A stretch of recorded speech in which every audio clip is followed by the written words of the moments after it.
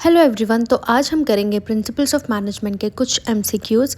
तो आइए हम शुरू करते हैं। First question is the purchase of land and a building is an example of dash.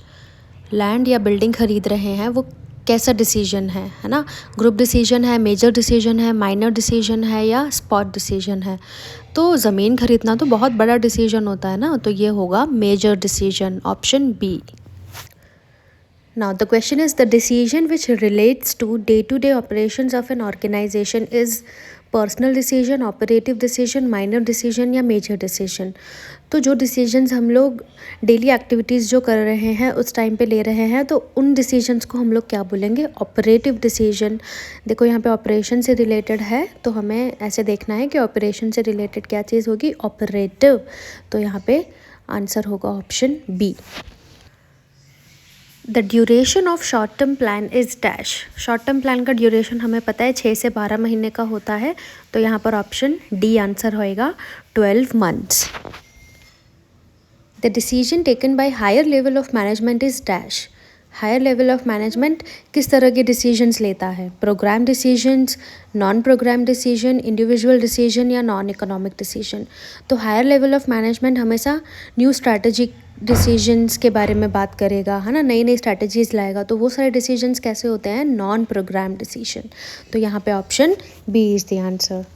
Now the question is a decision takes to meet unexpected situation is known as economic decisions, crisis decisions, non economic decisions या problem decision. तो कोई भी unexpected situation आ जाती है तो उसमें जो भी डिसीजंस लिए जाते हैं, तो वो कौन सी सिचुएशन हुई, कोई क्राइसिस आ गया है ना, तो हम इसको बोलेंगे crisis decision. Option B is the answer. Now the question is goal और target to be achieved is known as. किसी गोल या टारगेट को अचीव करना है उसको हम लोग बोलेंगे ऑब्जेक्टिव, है ना। तो जो हमारा ऑब्जेक्टिव है, जो हमारा गोल है, हम उसको अचीव कर रहे हैं, तो यहाँ पे आंसर क्या होगा, ऑप्शन डी।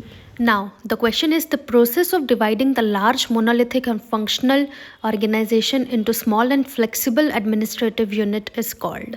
तो एक बड़ी सी ऑर्गेनाइजेशन है, उसको हम लोग अलग अलग छोटे छोटे फ्लेक्सिबल एडमिनिस्ट्रेटिव यूनिट में डिवाइड कर रहे हैं। इस चीज़ को हम लोग क्या बोलेंगे, डिपार्टमेंटेशन, है ना।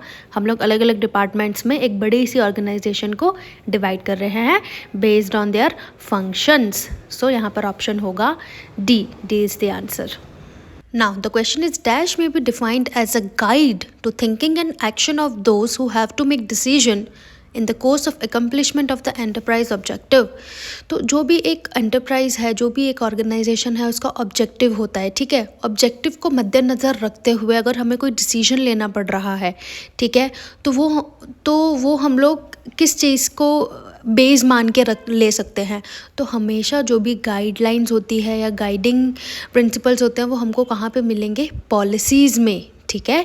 तो यहाँ पे आंसर होगा option C. Rules, procedures, policies, objectives, सबकी ज़रूरत पड़ती है, बट गाइडलाइंस हम लोगों को कौन देगा, पॉलिसीज़। ओके, तो answer would be C. Which type of organization gives importance to terms of authority and functions?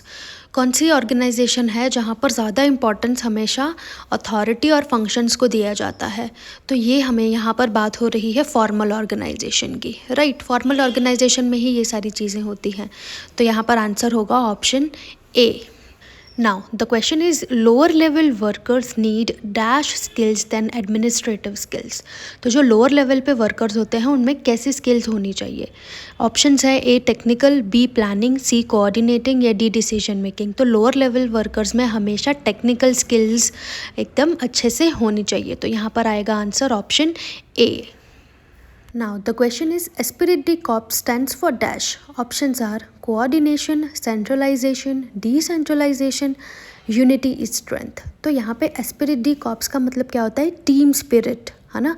Team spirit हम लोगों को कहाँ देखना मिलती है, जहाँ पर यूनिटी हो। तो यहाँ पे ऑप्शन में हमको डी में दिख रहा है यूनिटी इज स्ट्रेंथ। तो यहाँ पे आंसर होगा option D. Esprit de Corps stand for unity is strength।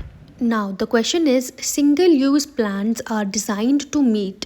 Single use plans मतलब जो बस आप एक ही बार यूज़ कर सकते हो, ठीक है।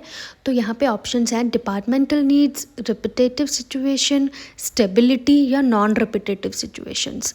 तो ऐसी सिचुएशंस जो नॉन रिपीटेटिव है, जो बार बार नहीं आ रही हैं, ठीक है। तो कोई एक पर्टिकुलर सिचुएशन के लिए हम लोग कोई प्लान बना रहे हैं तो वो हम उसी टाइम पे यूज़ करेंगे ना, तो उसको हम लोग बोलेंगे सिंगल यूज़ प्लान्स। तो यहाँ पर ऑप्शन क्या है, D is the answer. Non repetitive situations के लिए सिंगल यूज़ प्लान्स डिज़ाइंड होते हैं। Now to what does authority refer, authority किसको रेफर करता है यहाँ पर? तो ऑप्शंस हैं the ability to organise people, option B is the power to command and direct, option C is the need for order, या D the right to change jobs. Authority होना, authority है मेरे पास तो मैं क्या कर सकती हूँ, मैं तुम्हें कमांड दे सकती हूँ, ऑर्डर दे सकती हूँ, मैं डायरेक्ट कर सकती हूँ कि इसको ऐसे नहीं ऐसे किया जाए, ठीक है। तो यहाँ पर authority refers to the power to command and direct. Option B is the answer here, okay. Now the question is, what are characteristics of program decision? Options are complex and risk, B certain and non-routine, C routine and non-complex, या D none। तो देखो programme decision वहाँ पर use होगा। Programme decision मतलब क्या, ऐसे decisions जो ऑलरेडी प्रोग्राम्ड है, जो पता है कि अगर ये सिचुएशन आ जाती है, इस कंडीशन में आपको ऐसे करना है ना। तो जो चीज़ें ऑलरेडी डिफाइंड हैं तो इनको हम लोग क्या बोलेंगे, ये रूटीन में यूज़ होती है, तो that is known as routine and non complex. तो यहाँ पे option C is the answer. Now next, what is not a purpose of an organisational structure. यहाँ पर बताना है हमको दिए गए ऑप्शंस में से ऑर्गेनाइजेशनल का स्ट्रक्चर कौन सा नहीं है। तो ऑप्शन ए है to coordinate people and resources. हाँ, पीपल और रिसोर्स को कोऑर्डिनेट करना ऑर्गेनाइजेशनल का स्ट्रक्चर है, तो ए तो होगा। To organise lines of communication, yes बिल्कुल, कम्युनिकेशन जो है वो बिल्कुल ऑर्गेनाइज वे में जाना चाहिए, है ना। तो ये भी एक ऑर्गेनाइजेशन का स्ट्रक्चर पर्पस होता है। देन सी है टू फॉर्मलाइज अथॉरिटी, बिल्कुल अथॉरिटी को भी फॉर्मलाइज करना है। But D to limit workers right, नहीं, ये ऑर्गेनाइजेशन का पर्पस बिल्कुल भी नहीं होता। कि किसी भी ऑर्गेनाइजेशन को ये बिल्कुल भी राइट नहीं दिया गया है कि वो अपने जो भी सारे वर्कर्स उनके अंडर काम कर रहे हैं उनकी कोई भी राइट्स को लिमिट कर दे, राइट। तो ये कभी भी ऑर्गेनाइजेशनल स्ट्रक्चर का पर्पस नहीं हो सकता। तो यहाँ पर आंसर होगा ऑप्शन डी।